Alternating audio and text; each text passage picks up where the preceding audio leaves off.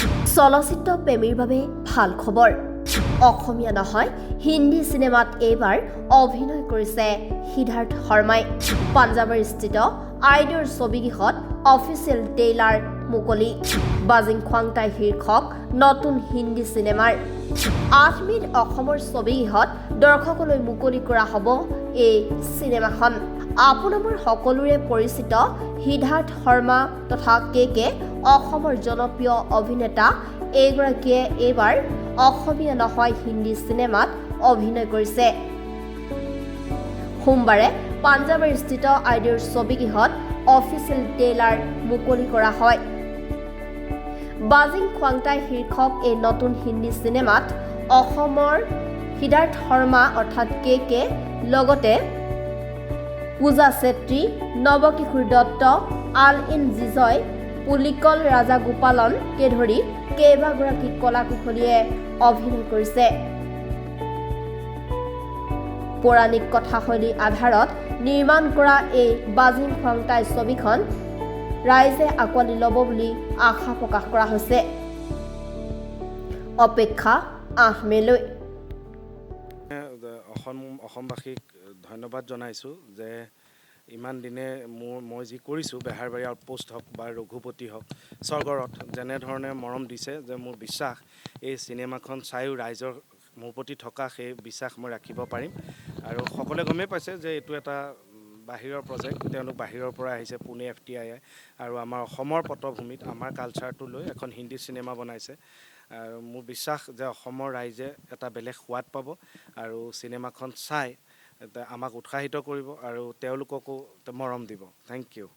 Asamiya comedy cinema কৰি এতিয়াৰ পিছতে হিন্দীত কেনেকুৱা অভিজ্ঞতাটো কেনেকুৱা? মানে খুবেই ভাল আৰু যিহেতু তেওঁলোক সেইটো ইনষ্টিটিউটৰ পৰাই আহিছে য'ত এক্টিং শিকায় আৰু তেনেকুৱা আচলতে এখন স্কুলত ছিট পোৱাটোৱে ডাঙৰ কথা। সেইকাৰণে ভাবোঁ এয়া মোৰ সৌভাগ্য আৰু থেংক ইউ নৱকিশোৰ। আৰু তেওঁলোকে মোক কাষ্টিং কৰিলে য'ত মোৰ প্ৰব্লেমো আছিল যে মই হিন্দীটো তেনেকৈতো মোৰ অলপ প্ৰব্লেম হয় যিহেতু আমি নকওঁ। তেতিয়া মোক কৈছিলে যে এইখন অসমত হ'ব আৰু আমি অসমীয়া মানুহে যেনেধৰণে হিন্দী কওঁ কেৱল চিৰিয়াছ চিনেমা, এখন চিৰিয়াছ কাহিনী, কাল্পনিক চিনেমা। আৰু ইয়াত এতিয়া ট্ৰেইলাৰটো চালে ৰাইজে গমেই পাব চিনেমাখন সম্পৰ্কে যে ময়ো যিমান পাৰোঁ তেওঁলোকৰ পৰা শিকি বুজি মোৰ নিজৰখিনিও মই যিমান পাৰোঁ ভালকৈ কৰিবলৈ চেষ্টা কৰিছোঁ যাতে আমাৰ মানুহখিনি মোৰ ওপৰত থকা বিশ্বাসখিনি মই ৰাখিব পাৰোঁ। 8 মে' তাৰিখে আহি যাব অসমৰ চিত্ৰগৃহত আৰু 8 মে' আৰু ৰাইজে আশা কৰোঁ যে চিনেমাখন চাব আৰু আমাক অলপ আশীৰ্বাদ মৰম কৰিব। আচলতে সোৱাদটো মোৰ বোধে ট্ৰেইলাৰটো চালেই তেওঁলোকে নিজে নিজে এটা অনুধাৱন কৰিবই। এতিয়া একজেক্টলি মই কৈ নিদিওঁ, চিনেমাখন চাই যিটো ফিল হ'ব সেইটোৱে চিনেমাখন হ'ব। এতিয়া চাওঁতে গমেই পাইছে বলিৰ ওপৰত আছে, কাল্পনিক চিনেমা আৰু কৈছোঁৱেই যে কল্পনাটো সঁচাৰ পৰাই আৰম্ভ হয়।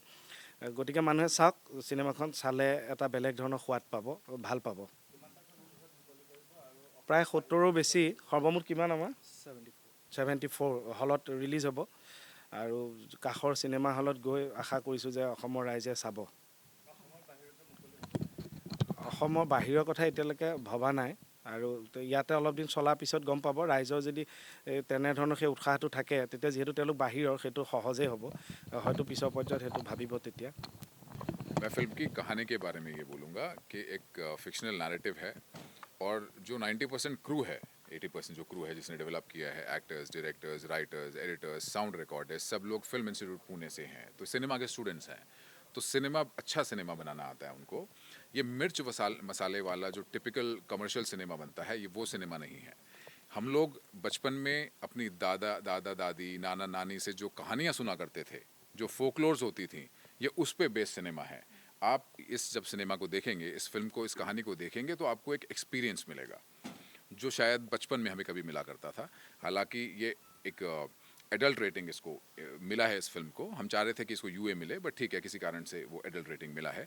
बट बहुत ही जिम्मेदारी के साथ हमने ये फिल्म बनाई है कि किसी तरह की कंट्रोवर्सी के लिए नहीं बनाई, किसी तरह का भ्रम फैलाने के लिए नहीं बनाई, किसी तरह के डर के लिए नहीं बनाई। लोगों को डर लगेगा क्योंकि वो कॉन्सेप्ट इस तरह का है, तो लोगों को डर तो लगने वाला है, इसमें थ्रिल मिलने वाली है। जैसे ही लोग इस जर्नी पे जाएंगे, कन्वीनियंस जब उनको फील होने लगेगी, वहीं से एकदम ट्विस्ट और टर्न्स होने शुरू हो जाते हैं। बल्कि हमने ये फिल्म इसलिए बनाई है कि भ्रम दूर हो समाज से, क्योंकि हम नॉर्थ ईस्ट में हैं, हम पूरे हिंदुस्तान में हैं, हम देवी के पूजक हैं, हम फेमिनाइन एनर्जीज के पूजक हैं। यहाँ पर लेडीज़ को, औरतों को हम शक्ति स्वरूपा मानते हैं कि नहीं मानते हैं। मैं अभी कलकत्ता से आया हूँ। मैं श्री सत्यजीत रे फिल्म इंस्टीट्यूट ऑफ इंडिया में वहाँ शूटिंग कर रहा था कैलकाटा में 7 दिन के लिए। मैं माता काली घाट में माता रानी माँ काली का जो है उनका आशीर्वाद देके मैं इधर आया, और इधर साक्षात जो है भगवती स्वरूपा यहाँ पर जो है नीलांचल पर्वत पे विराजमान है, उनका भी हमने आशीर्वाद हमें प्राप्त है। ये फिल्म भी जो गॉडेस के बारे में है, बाजिंग ख्वाता है। हम सबकी हमारी कुल देवी होती है ना। जब शादी ब्याह में हम जाकर के अपने देवी देवताओं को पूछते हैं तो कुल देवती है, एक कुल देवी है। तो ऐसा है कि एक समाज हमने क्रिएट किया है, जो एक पर्टिकुलर ट्राइबल समाज है, एक ट्राइब है जो हमने क्रिएट की है। उसकी लैंग्वेज भी हमने क्रिएट की है। मतलब it is an out and out fiction वाली फिल्म, ये फिक्शनल नैरेटिव है। अब आप समझिए, इसको मैं समझाऊंगा कि एक तो दुनिया है जो हम लोगों की दुनिया है। जैसे हम लोग हैं, हम लोग नर्सरी में आते हैं, KG 12वीं की, फिर कहीं से ग्रेजुएशन किया, कहीं हमने जॉब किया, शादी की, बच्चे किए, उनको पाला और फिर हम चले गए। ये माना जाता है कि इस तरह की हमारी ज़िंदगी इस तरह से चलनी चाहिए। ये एक एक्सेप्टेड नैरेटिव है।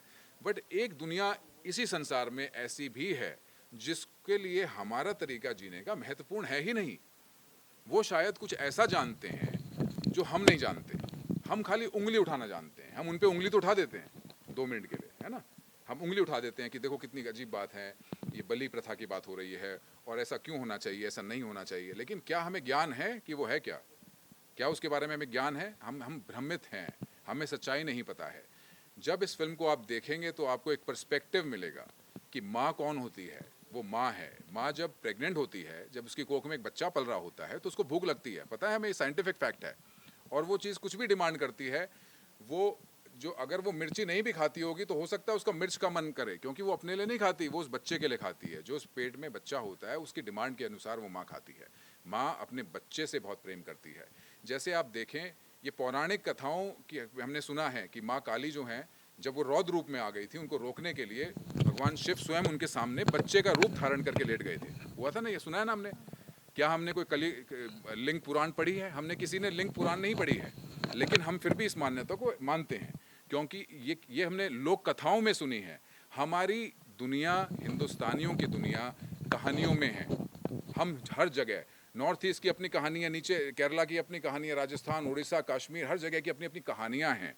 इस कहानी के माध्यम से हम ये फिल्म ऐसी दिखा रहे हैं जहाँ 2 दुनिया हैं, अलग अलग, एक दूसरे से भिन्न, पर कहीं पर आकर के जब वो एंटेंगल होती हैं, मिलती हैं, तो जैसे 2 तार हैं जिनमें करंट है, जब वो छुएंगे तो क्या होगा? स्पार्क आएगा। अब उस स्पार्क के लिए आप ये फिल्म देखिए, आपको एक ऐसा नज़रिया मिलेगा, ऐसा एक्सपीरियंस मिलेगा, क्योंकि हम सिनेमा के स्टूडेंट्स हैं। हम फिल्म बनाना जानते हैं।